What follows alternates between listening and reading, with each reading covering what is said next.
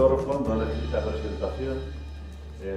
Es uno de nuestros colaboradores más asiduos y desde hace más tiempo.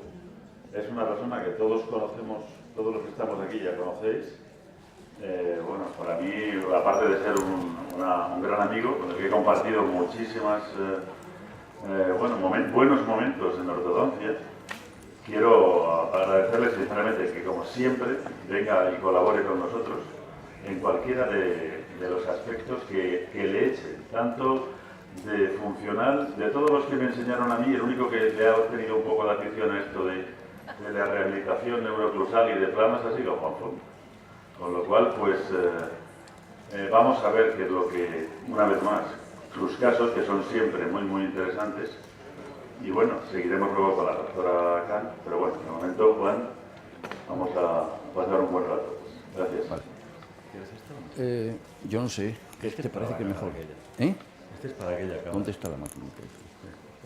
Vale. Pues nada. Vamos a ver. Bueno, antes que nada, quiero agradecer a los organizadores, Sandra, Chelu y demás, por haberme invitado y por lo bien que resulta este meeting, este congreso, como queráis llamarle. Os voy a decir, os voy a ser muy sincero. Por una serie de circunstancias llevo 2 meses viajando todos los fines de semana. Desde Italia, España, Estados Unidos, a Tenerife, además, asistiendo cada fin de semana a un congreso. Y quizás en uno de los que más disfruto es en este. O sea que estoy muy contento.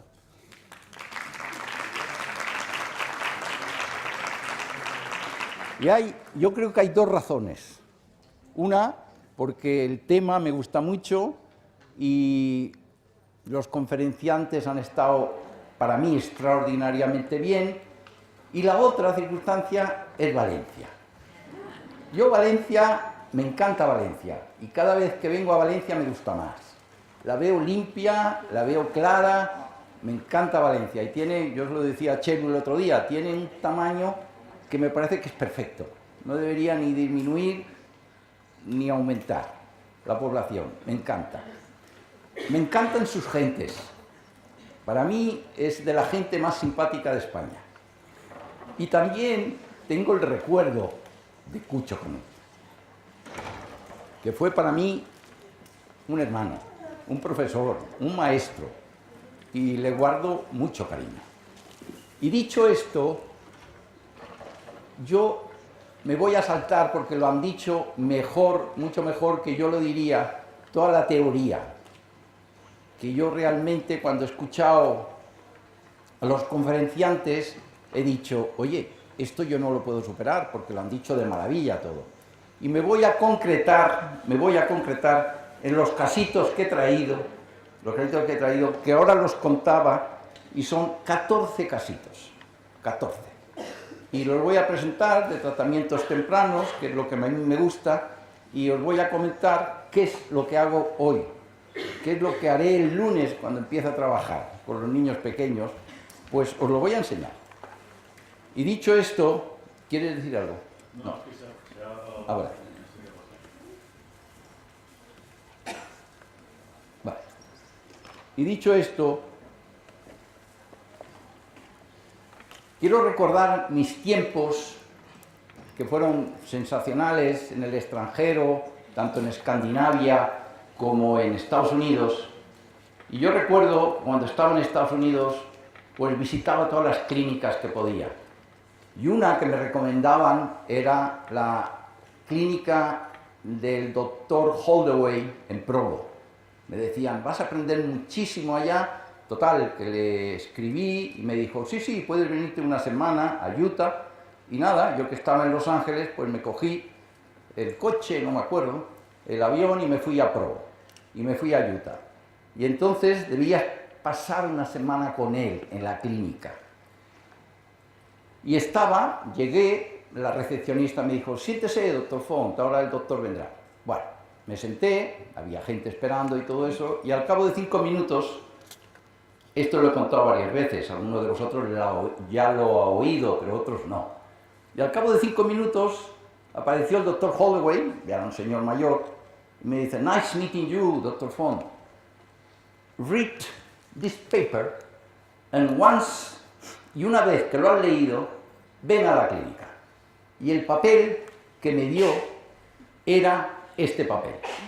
Y yo, cuando lo visité, eran 2 días, me parece que era el 27 de julio de 1970. O sea que acababa de publicarse este artículo en el fin de semana del periódico mormón, porque allá la mayoría de gente era mormona. Me dice, léelo y ya me dirás. Y yo lo leí y dije, me gusta mucho.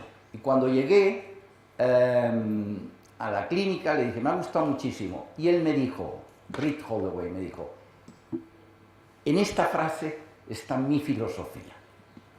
Lo acabo de leer y aquí está mi filosofía. Os debo decir que Stephen Covey, en el 1970, era un chavalito joven y después llegó a ser uno de los escritores más famosos de Estados Unidos, que ha escrito cantidad de libros. Y el pobrecito falleció, me parece que fue de un accidente, tuvo no sé qué pasó y falleció bastante joven. Pero este ha sido uno de los autores bestsellers de Estados Unidos. Entonces me dio esto y entonces me gustó tanto que entonces yo le dije, ¿puedo hacer una copia? Y era un periódico, por supuesto, y me dice, sí, no faltaba más. Me dio una copia y entonces yo me la llevé a Los Ángeles.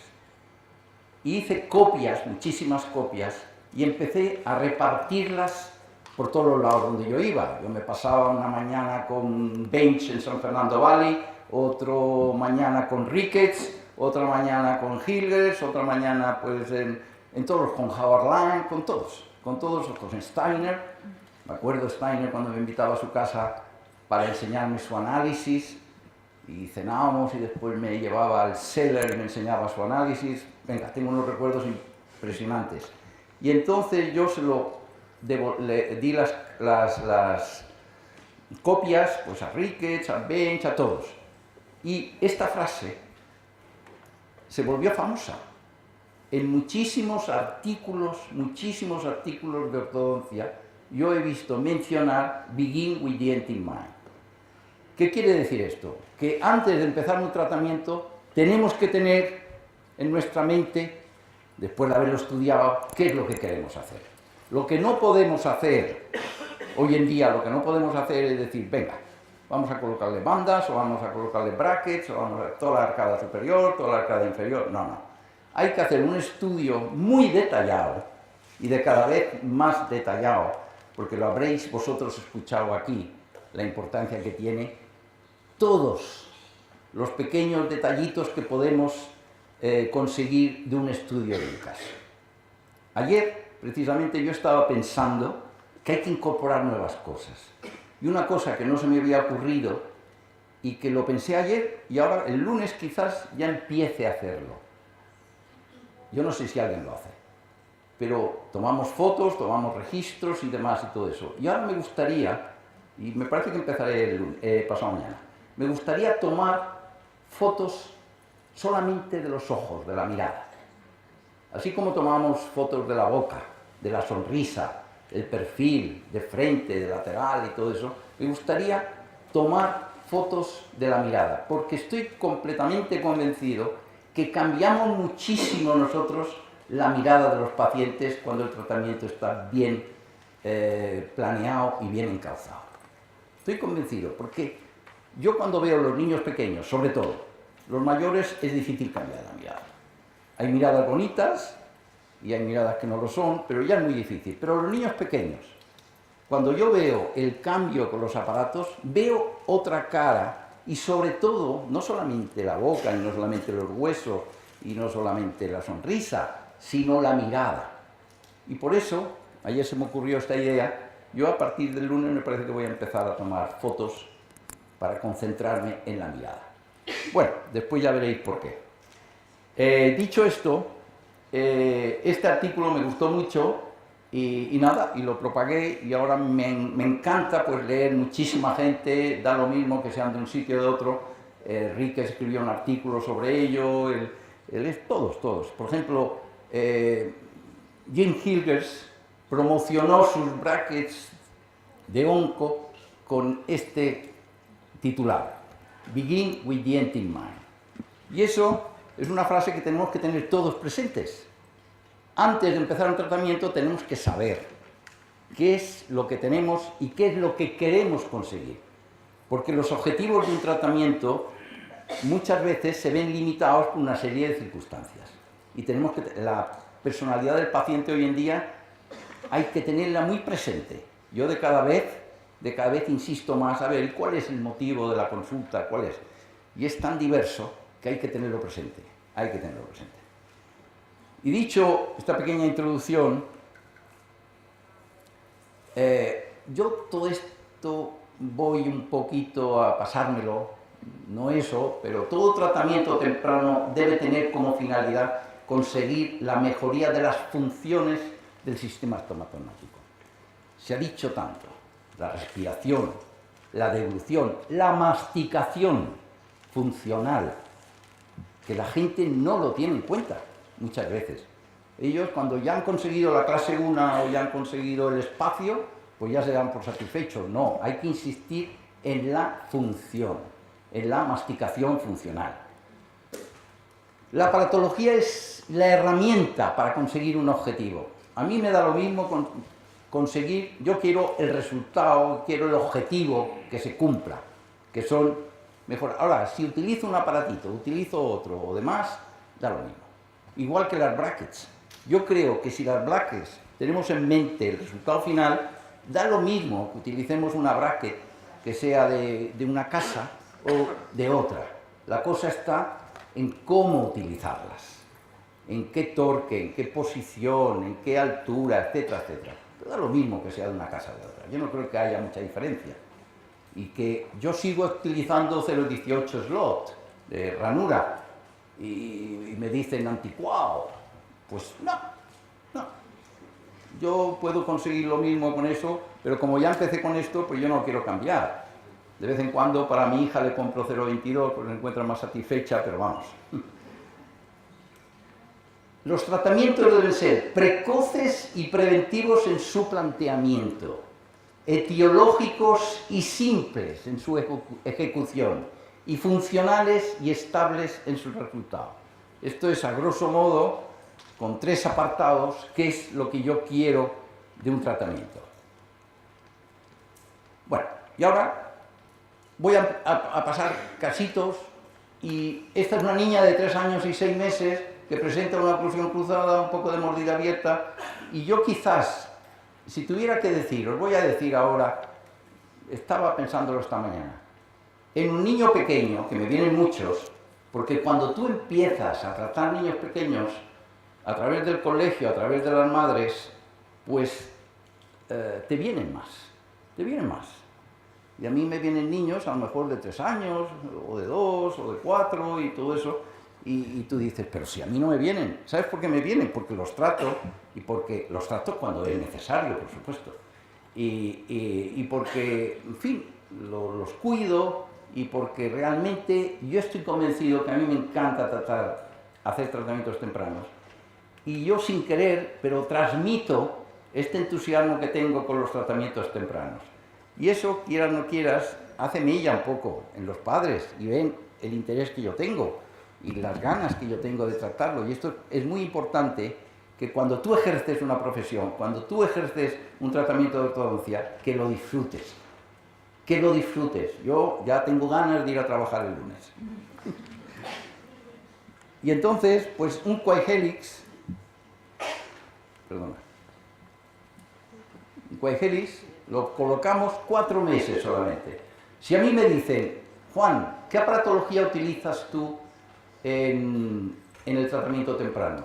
Yo diría que utilizo todas, porque a mí me encanta investigar y me encanta probar y demás. Pero si yo tuviese que utilizar, y ahora lo veréis en los casos que voy a presentar ahora, si tuviese que decir 3 llamémosle aparatos o 3 sistemas que tengo de tratamiento. Yo escogería el Quaihelix por muchas razones.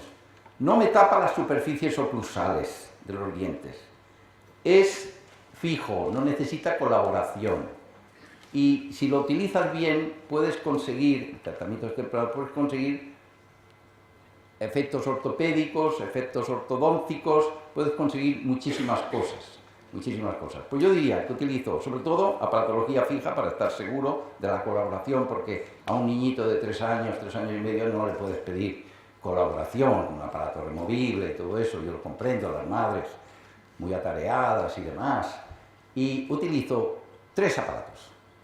Quaihelix, lo que yo llamo un aparato que son lo que composites build-ups, que son añadidos, composites, pistas, lo que llama planas, pistas directas, y el torno para hacer talladitos.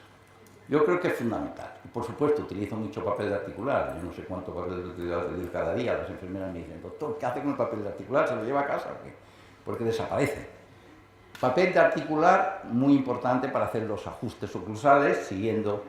A mí me gusta en las edades tempranas seguir los principios de Pedro Planas, que fue uno de mis maestros, y me gusta mucho el tallado, los composites y el Quaihelix. Y después utilizo, por supuesto, otros aparatos que vais a ver. Pues yo me acuerdo cuando estaba en UCLA, que allí estuve casi 2 años, que hice mucha amistad con Spiro Chaconas. De hecho, en el año 71 se empezó el posgrado y yo le ayudé, y me acuerdo, pues sí que le ayudé a presentar esta conferencia, que la publicó en 1977, recopiló una serie de casos, y después un estudio muy bien hecho y todo eso, que es Orthopedic and Orthodontic Application of the Quaihelix Appliance. Muy bien escrito. Y nada, y aquí pues es un casito que yo traté en dentición temporal, y ensanchas un poquito, corriges la oclusión cruzada con un talladito y con eso, sin ninguna cooperación por parte de la madre, del niño y todo eso, no suele molestar, reeduca la lengua, porque muchas veces le digo, el niño tiene que colocar la lengua detrás de la barrita esta. Y en poco tiempo, pues de 22 consigues 27, 5 milímetros, que muchas veces es lo que te hace falta para centrar la mandíbula en relación céntrica, porque yo ya estoy con la relación céntrica desde estas edades, busco la retrusiva, busco la posición, porque el paciente adopta una posición que no es la natural, y ya, y lo publicó y me gustó, bueno, me gustó mucho, por eso lo menciono aquí, ya en el 77, o sea que hace ya un montón de años. Y después lo que hago, 4 meses, y después lo que hago es empezar el funcionamiento, el funcionalismo, la masticación bilateral, la posición de la lengua, la deglución, todo, la respiración, creo que es fundamental. Y sin hacer nada, sin hacer nada. Lo mantengo. ¿Cada cuánto lo veo? Pues, al principio le digo, oye, vente cuando le he quitado los aparatos, vente dentro de unos mesecitos, y después le digo, vente dentro de 6 meses, a veces 6 o 8 meses, cuando el niño tenga vacaciones.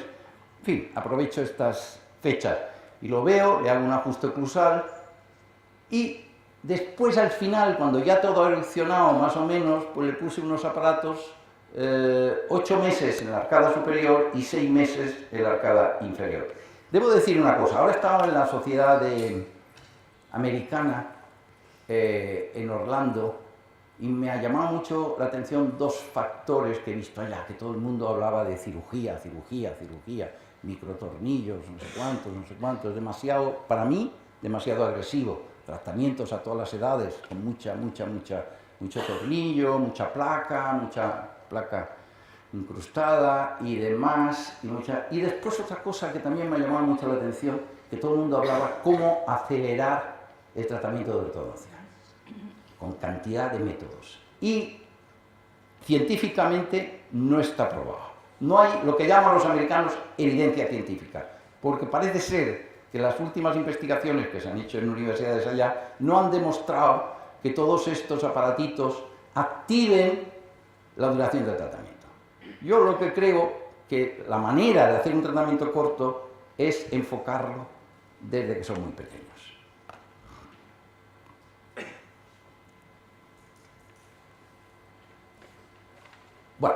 Y una cosa que yo siempre hago, pues es la lateralidad, y a pesar de que no tengo muchas diapositivas aquí, pero porque, en fin, no las tengo, pero también creo que es fundamental la guía incisal. Creo que es tan básico, o más a veces, que la lateralidad. La guía incisal es fundamental.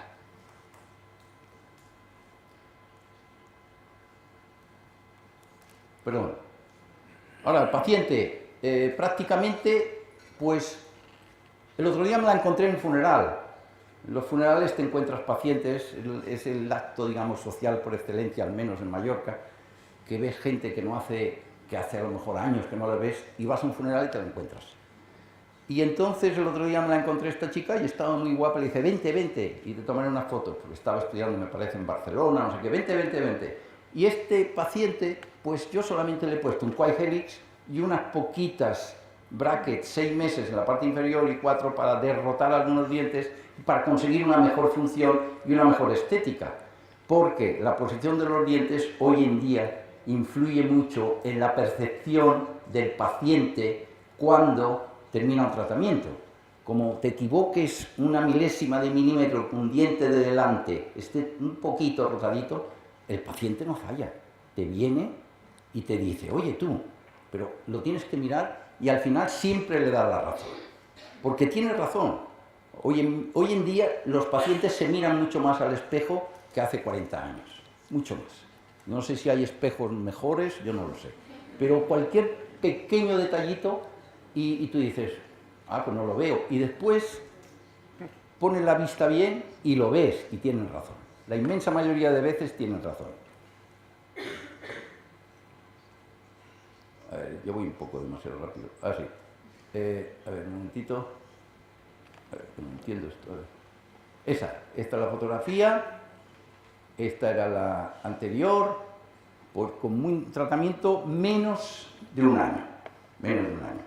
Yo creo que más que poner vibradores, es mejor convencer a los pacientes de que vengan pronto a la clínica y que puedas hacer estas pequeñas cositas. Bueno, va muy rápido esto. Yo alucino, porque si tuviéramos que hacer en la Sociedad Española de Ortodoncia estos programas para promocionar la ortodoncia, yo sugeriría que la primera visita al ortodoncista de tu niño no después, pondría yo, de los 3 años. No es que quiera a los 3 años, no es que quiera antes de los 3 años empezar un tratamiento, si hace falta. Lo que quiero es que el niño, a partir de los 2, que son espabiladísimos hoy en día, y lo cogen todo, niños de 2 años y medio, que te vengan a tu clínica y que cojan confianza. Que cojan confianza y que juegues un poquito con ellos, que te hagan un dibujo, porque ya saben dibujar, lo saben hacer todo. Y entonces, para empezar el tratamiento, a partir de los 3, si ya presentan una oclusión cruzada o presentan un problema funcional o esquelético, llamémosle así. Y por eso yo alucino, porque yo creo que los mejores tratamientos que yo realizo son precisamente niños antes de los 7 años. Antes de los 7 años. Yo me acuerdo que di una conferencia en Boston que la titulé Tratamiento de ortodoncia de los 4 a los 7. Pero en América siguen con los 7 años. O sea, ellos lo que quieren, como... Ahora estuve en noviembre, en octubre, en Miami, en la reunión de invierno de la Sociedad Americana de Ortodoncia, y era sobre tratamientos tempranos. Lo más temprano que yo vi, presentando muchas conferencias, era un tratamiento en la dentición mixta y ya avanzada. O sea, el tratamiento temprano auténtico, como yo llamo, a partir de los 3, 4 años, allá no lo tienen en cuenta. Y me sorprende. Bueno, este es otro caso, como veis es lo mismo, que yo, este caso, preferí tratarlo de la manera más simple, sin ninguna patología, sino solamente buscando la retrusiva, que hay que buscar la retrusiva, hay que tantear al paciente, buscar la retrusiva, y me di cuenta que las dimensiones transversales estaban muy correctas, lo único que había una interferencia, quizás por una masticación unilateral, que había producido esta oclusión cruzada. Y hay una serie de artículos de Pedro Planas en el año 77, Taylor, Cantoma, Simoes, la brasileña, Pinatoro, que hablan de esto, de la importancia que tiene para la corrección de ciertas anomalías transversales, asimétricas, el uso de los composite build-up, como llaman, o composites. Y entonces le colocamos y ya lo corregimos, sin ninguna patología. Y después seguimos viendo al paciente, le hacemos los famosos tallados, seguimos viendo al paciente que tenga una masticación alternada bilateral, etcétera, etcétera, y lo seguimos observando sin hacerle nada. Las famosas guías laterales, vemos aquí que el paciente mastica aún más por un lado que por el otro, etcétera, etcétera, lo tenemos en cuenta. Y vemos que con el composite hemos conseguido un desarrollo pues, de 1, 2, 3, 4 milímetros, poco tiempo. O sea que si la boca funciona, se desarrolla mejor. Si la boca funciona, se desarrolla mejor. Yo tengo que felicitar al doctor Facal por los casos que presentó ayer de oclusión temporales, que estoy completamente de acuerdo con él. Esto es un complemento. Y el paciente a estas edades, dentición mixta, lo mismo, sigo, trato de equilibrar las lateralidades y llega un momento que yo digo, tú, chaval, tienes unos pequeños espacios y hay unas pequeñas faltas de oclusión en algunos dientes, te pongo unos aparatitos unos meses y ya está. Y ya está, solamente para acabarla de arreglar. Y me dijo que él no quería, y los padres tampoco, que lo veían bien. Y ahora este chico, Alejandro se llama, lo voy a llamar porque llevo tiempo sin verlo, no ha venido, y quiero ver cómo está. Porque ya te digo, lo único que le he puesto a este niño fue un composite, solamente, no le hice nada más. Y ajustamiento, tallados, y por supuesto, información cuando veo una masticación en el lateral, cuando veo una deglución atípica, tanteo mucho la respiración y todo esto. El chico pues, se le ve, yo no sé si lo notáis aquí, una asimetría, y estas asimetrías cuanto antes se corrigen mejor. Si se pueden corregir a los 3, no la corrijamos a los 4. No. Es como, yo siempre le digo a los padres, para que me entiendan, yo digo, mira, si usted tiene un arbolito que lo acaba de plantar y por una serie de razones lo ha plantado y se le ha crecido un poquito desviado y lo quiere enderezar, ¿espera usted a que el árbol sea grande? No, cuanto más pequeño sea, pone una estaquita y ya está. Les pongo este ejemplo y lo entienden, ¿lo entienden? Pues ya está. Y este chico lo quiero ver para ver cómo ha evolucionado, pero seguramente si no ha venido es porque está bien. El doctor Planas, nada menos que en el año 1949, que ya han pasado años, 1949, ya han pasado casi 70 años, escribió un artículo en una revista, en aquel entonces escribía en revistas francesas, un artículo que decía que la terapéutica ideal era la realizada de los 3 a los 6 años de edad. Yo diría lo mismo, pero añadiría, pero hay que empezar a ver a los pacientes un poquito antes, a los 2 y medio, para prepararlo, para que cuando tenga 3 o 3 y medio, empezar el tratamiento. Pero estoy completamente de acuerdo con él. Y después, Ricketts, que ha sido mi gran maestro, mi gran amigo, al cual yo, tanto a Planas como a Ricketts, los aprecio mucho, en el newsletter, el Foundation for Authentic Research Newsletter, en el año 2000, que en el año 2000 cumplió 80 años y celebramos, alguno de vosotros a lo mejor estuvo, celebramos una gran fiesta en Palma, en su honor, que vino con toda la familia. En el año 2000, y falleció en el año 2003, a los 83 años, pero uno de sus últimos artículos publicó, el futuro, dice, la única solución que yo veo es tratar very early, muy temprano. Esto lo decía Ricketts después de haber hecho una cantidad de investigación, después de haber trabajado multitud de años, etcétera, etcétera, etcétera. Y decía también, aquí dice, the best treatment of no es utilizar muchos aparatos, sino ganar la perfección y estabilidad de los resultados con el mínimo de aparatos. Yo siempre recuerdo al doctor Ricketts diciendo a nosotros cuando estábamos allá en Pacific Palisades, don't bend or bone the tooth just because it's white. No, por el mero hecho de ver un diente, no le colocas brackets. Por eso era la bioprogresiva, que empezaba con unos dientes, después otros, lo hacía de una manera progresiva. Y yo aprendí con él, sobre todo y con Bench, el uso, en los años 60, el uso del Quai-Helix. Y él lo hacía en 5 minutos. Yo nunca recuerdo una velocidad tan grande. Cogía una tirita, la doblaba, ajustaba en los 5 o en los segundos molares o en los 6 con el arco del Giloy, hacía pam pam el Quai-Helix y pam, se lo cementaba. Y han pasado 10 minutos. Yo nunca he visto la facilidad con que colocaba un Quai-Helix. Él creía en el Quai-Helix. En aquel entonces.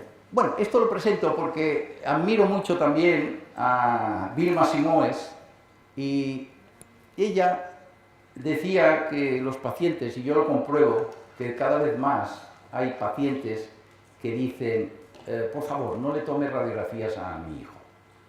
Hay la conciencia. Y cuando venía aquí, en el periódico, el jueves, en el periódico salía pues una crónica de media página que decía que no hay que tomar radiografías, que no sé qué, los hospitales, que se encuentran con qué, por la radiación, etcétera, etcétera.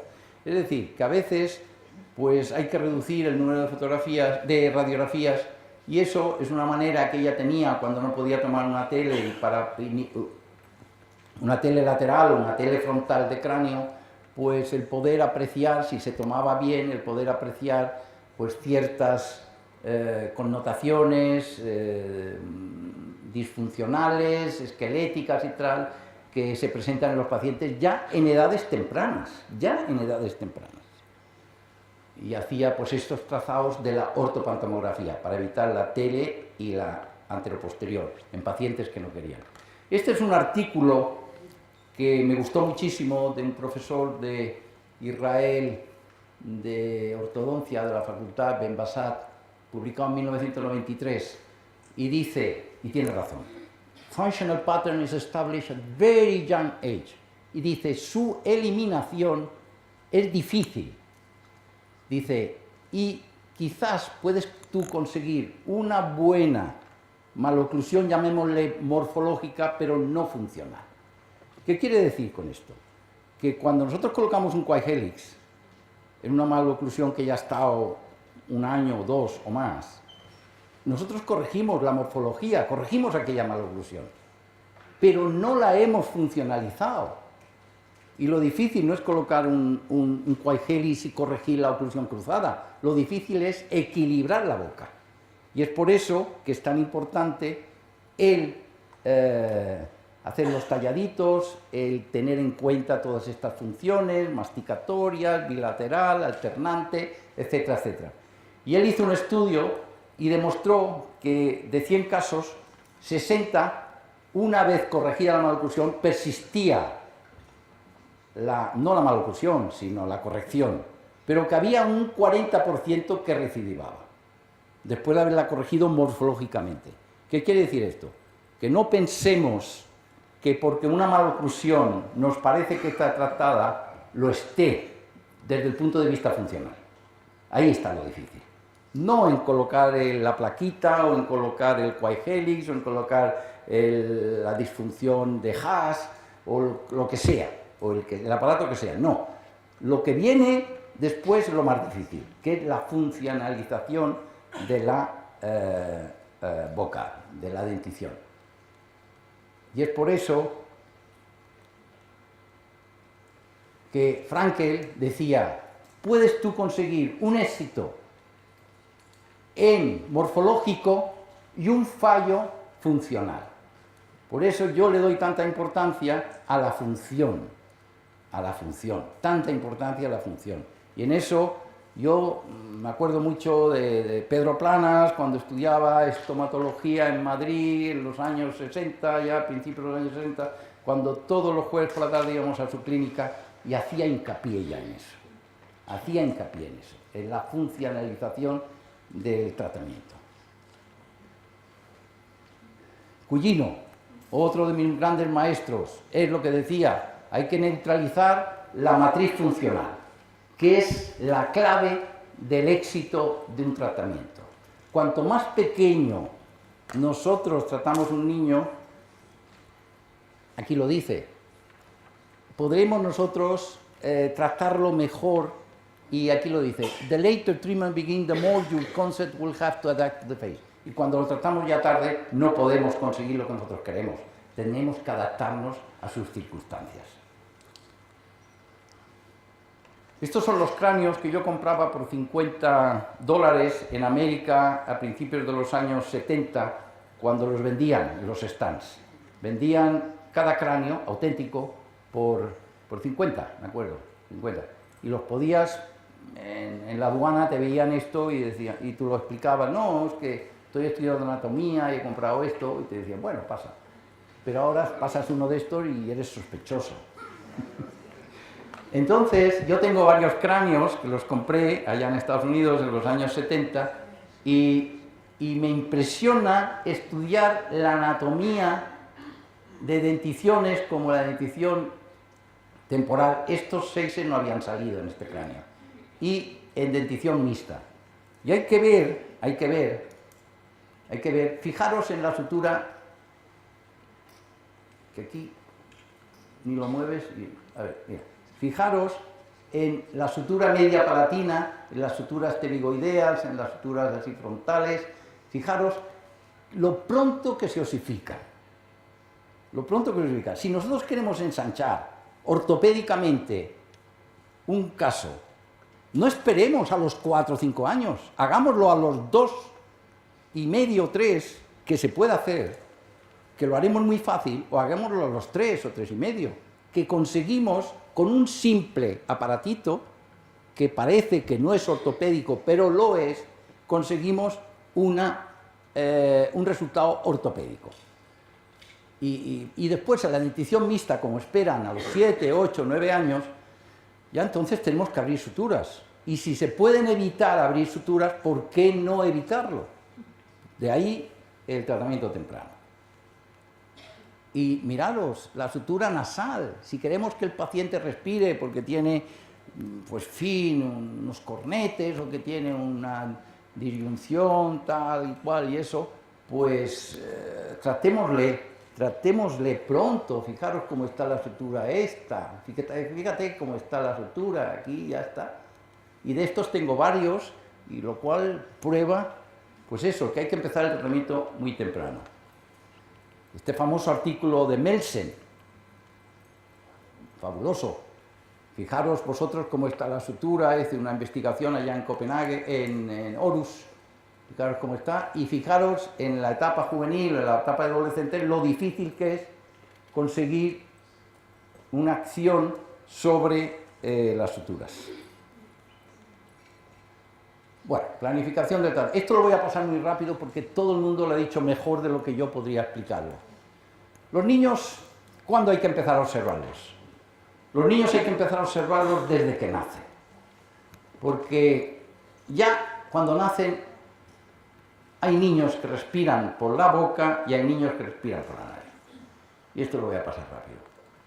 Y continúan, la postura, se ha hablado tanto que no voy a hablar.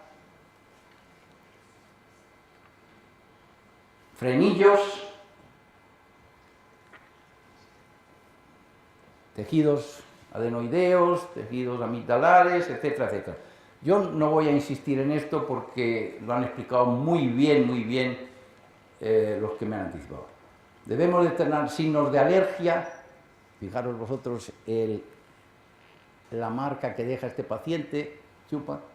Tenemos que corregirlos, tenemos que observar mucho la cara y corregir signos de alergia, hábitos. Tenemos que hacer 1000 y una cosa, estos niños, para poder apreciar si el problema está en una hada nasal, en un cornete, en eso deberíamos tener... A mí a veces me gustaría tener un otorrino en mi clínica, pero a veces los otorrinos no son tan sensibles como somos nosotros con el problema de la respiración, ¿no? Utilizamos una espatulita, el espejo, etcétera, etcétera. Y eso, recuerdo que yo siempre he sido una persona pues decidida. Me acuerdo cuando estaba en los años también 60 en Estados Unidos, que había un tío que era pediatra del Hospital de Niños de Miami. Y me gustó mucho unos artículos que leí de él, pediatra. Y fui a visitarlo y me regaló 2 libros que tenía.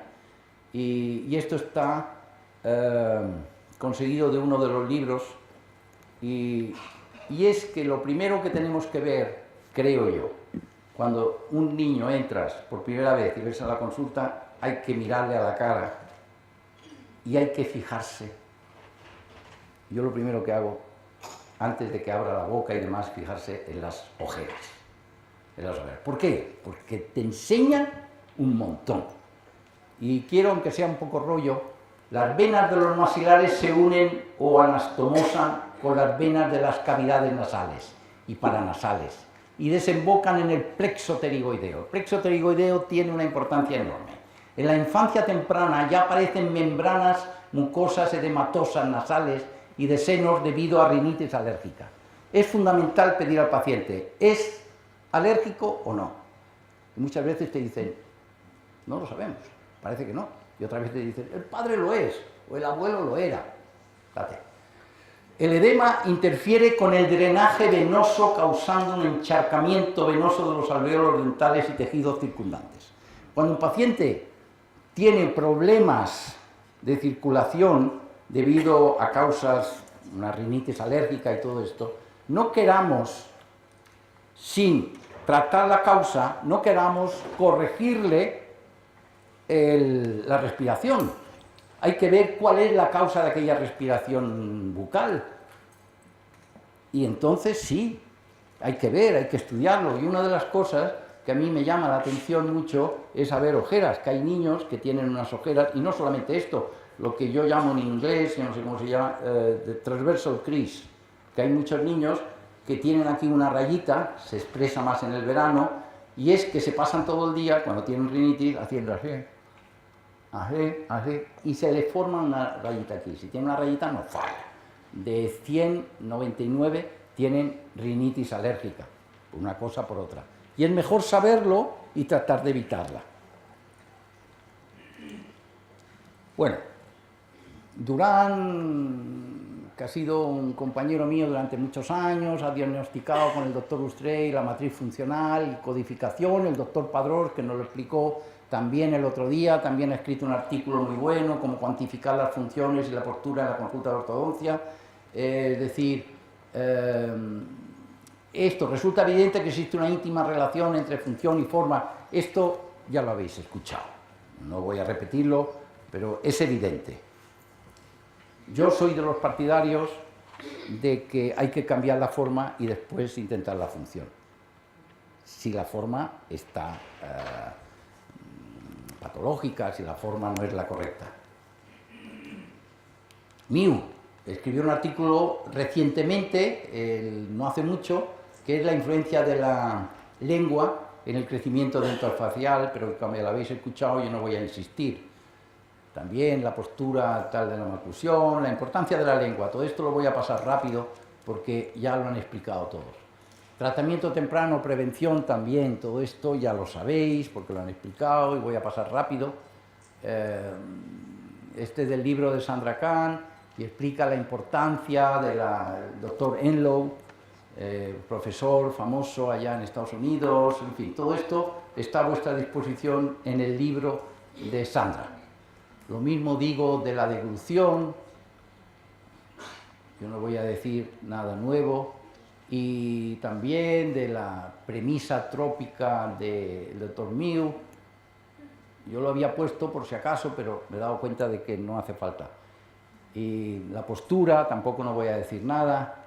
Y aquí hay un doctor que realmente comparto mucho de sus ideas, que dice que la normalización temprana temprana de las funciones contribuye al desarrollo óptimo y a la armonía de las estructuras maxilofaciales. Si se consiguen los objetivos funcionales y oclusales, se conseguirá muchas veces una estética facial, Bueno, y ahora vamos al tratamiento un poco temprano. Fijaros vosotros, con un pequeñísimo tratamiento, lo que hemos conseguido del paciente en esta postura normal a esta postura. Se mordía un poquito el labio, como podéis ver aquí, y entonces le puse un lip bumper, un paralabios. Vale. Y ahora tengo unos casitos. La función es nuestro aliado para mantener la forma. Hay que cambiar la forma y después la función para establecer una estabilidad en la forma. O sea, la confluencia de forma y función hay que tenerla aquí, begin with the end in mind, siempre, porque están tan interrelacionadas que es imposible olvidarse de una porque entonces el resultado no es bueno. Forma, función, función, forma. Ahora, una niña de 7 años con esto, ¿hay que tratarla? Por supuesto, por supuesto. Pues le ponemos un quai helix, una rejilla lingual y después cambiamos y le ponemos una pantalla y sobre todo ver tallado de lateralidad. ¿Este tallado de lateralidad es correcto? No. Entonces, ¿qué hay que hacer? ¡Pam!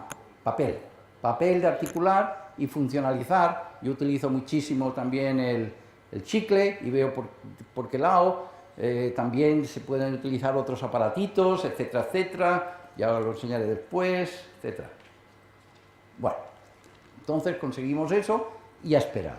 Si hay que utilizar la patología fija en la dentición permanente, ya lo utilizaremos. Yo no soy partidario de la dentición mixta utilizar la aparatología fija. Prefiero más hacerlo con otro tipo de aparatología. Bueno, por supuesto, no ha terminado aquí la cosa.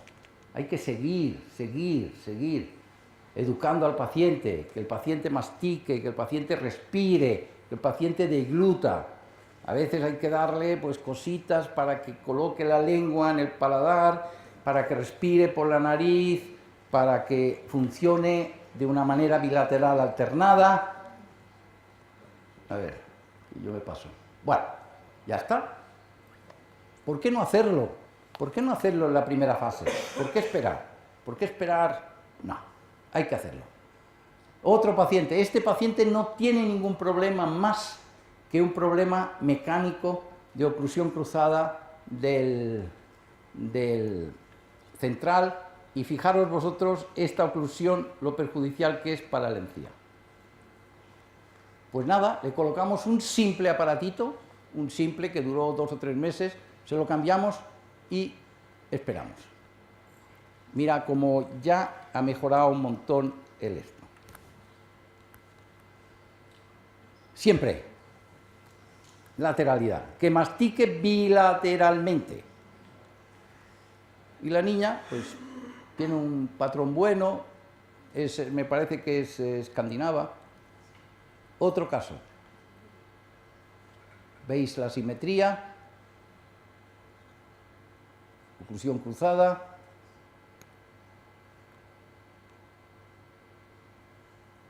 Vale, a ver un momentito.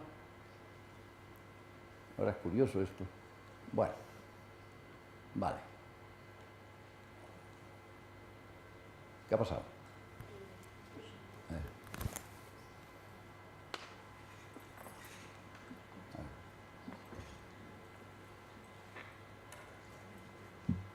No sé qué pasa aquí, pero vamos a seguir para adelante. Venga, que por lo que esto no está bien grabado esto. Venga.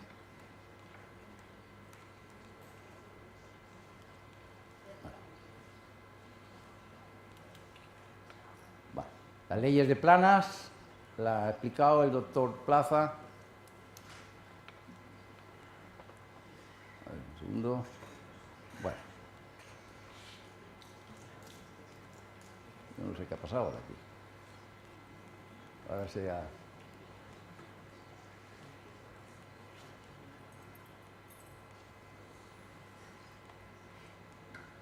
Yo no sé qué pasa aquí. Bueno. A ver tú. ¿Qué, la grabación o qué? ¿Cambiamos? ¿Eh? ¿Cómo? Si ponemos el otro. A ver, un momentito. A ver, ahora, a lo mejor. Un segundo.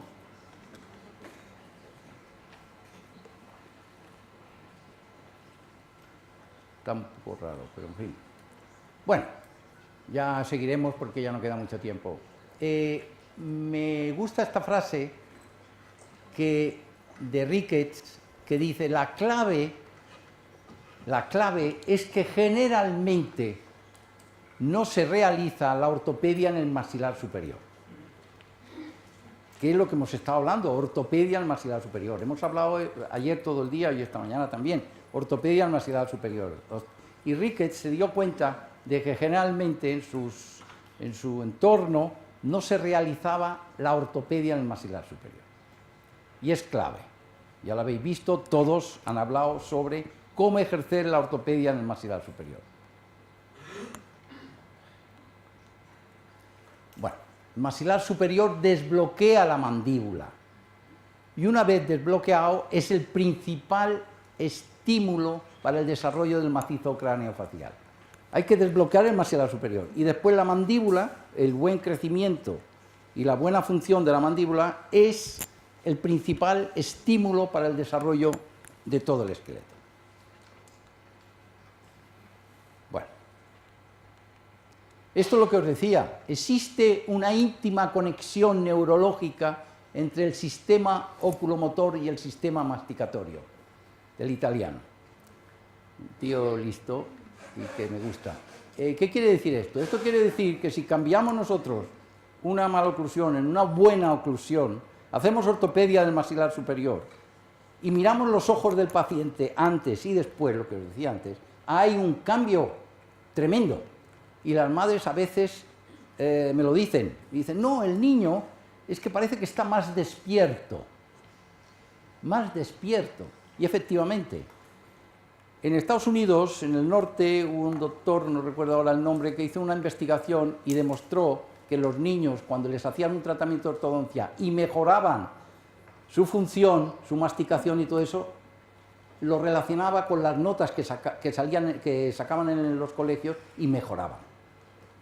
Porque dormían mejor, con una buena función, con una buena respiración, descansaban más y estaban más lúcidos durante el día. Es decir, que las implicaciones de un tratamiento temprano no se quedan en la boca, a todos los niveles, hasta y todo a este nivel.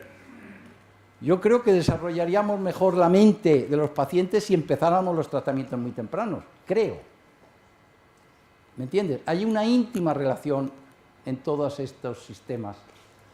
Otra niña, ahora clase tercera y ya. Oclusión cruzada. ¿Vas a dejarlo 7 años? No, hay que tratarlo y es facilísimo. Se coloca un retractor. A mí yo lo propagué en UCLA y lo aprendí en Noruega, en Bergen, que lo utilizábamos mucho e iba de maravilla, lo que llamaban ellos un retractor. Bajamos la altura, la subimos.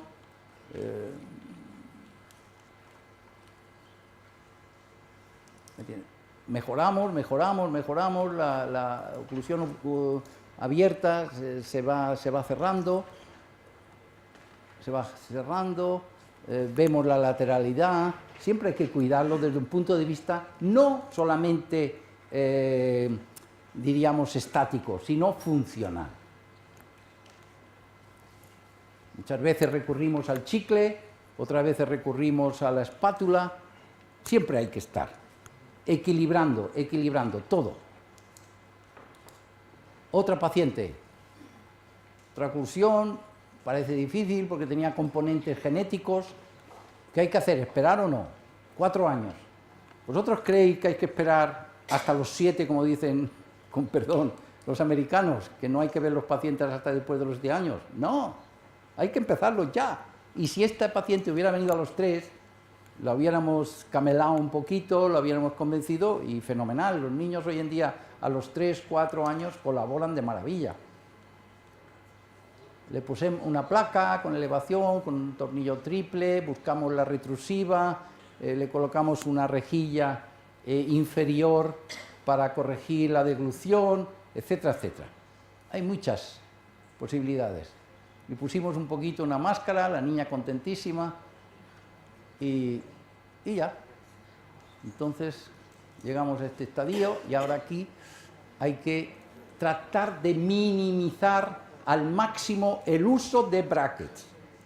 Yo no sabría trabajar sin brackets, pero sí que quiero reducir el número de meses de llevar brackets, y no como hacen los americanos, a base de vibradores y de poner muchos implantes, microtornillos, etcétera, etcétera, sino empezando los tratamientos tempranos.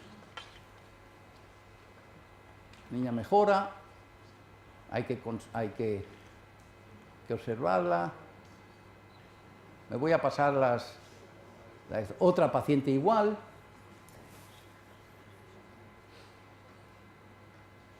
Igual, bueno, el mismo sistema.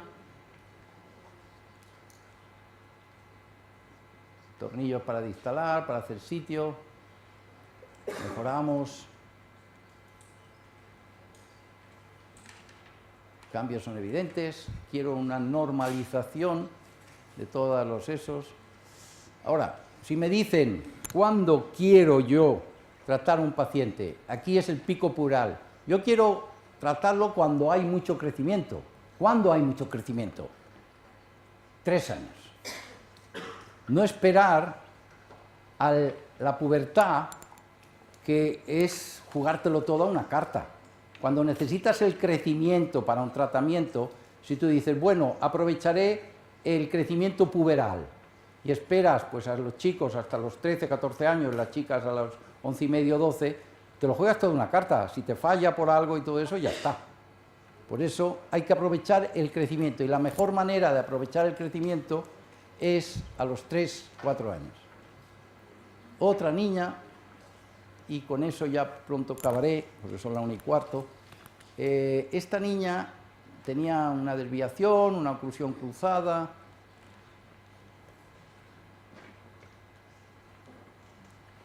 Le pusimos, lo primero que le pusimos fue, porque lo estudié en retrusiva, y lo primero que le pusimos fueron unos composites para centrar la línea media. Después seguimos la evolución, chicle, ya la terminó. Entonces le pusimos también, como veis aquí, para reeducar la lengua, una rejilla, y efectivamente erupcionan bien. Bueno, y después, perdón, esto va con una velocidad, y después esperamos ahí, no cabe duda que era un caso difícil. Tenía una mordida abierta, después una desviación y todo eso, y entonces es cuando le ponemos unas brackets. El superior lo llevó 11 meses y el inferior 8. Unas pequeñas gomitas, etcétera, etcétera, para dejarlo así. Pero, esto no ha terminado. Yo os quiero ahora, para terminar, la última. Aquí es el perfil, va mejorando, primero con un composite y un arquito para educar la lengua, para educar la educación, y después unos pocos meses de aparatología fija.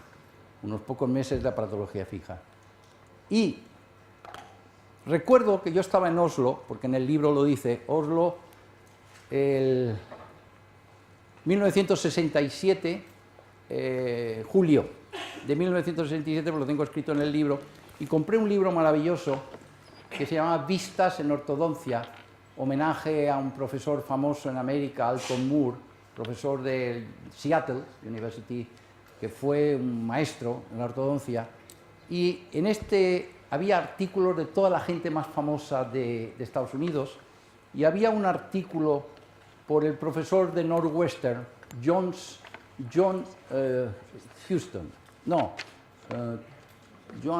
Thompson. Y entonces, sí, John Thompson. Funcional, consideraciones en ortodoncia, análisis y tratamiento. He publicado en el año 62, o sea que esto lo debió escribir antes.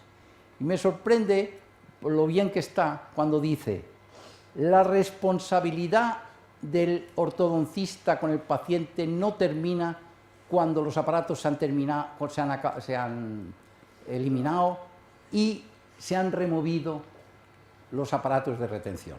Que yo no creo que sea fisiológico utilizar aparatos de retención toda la vida.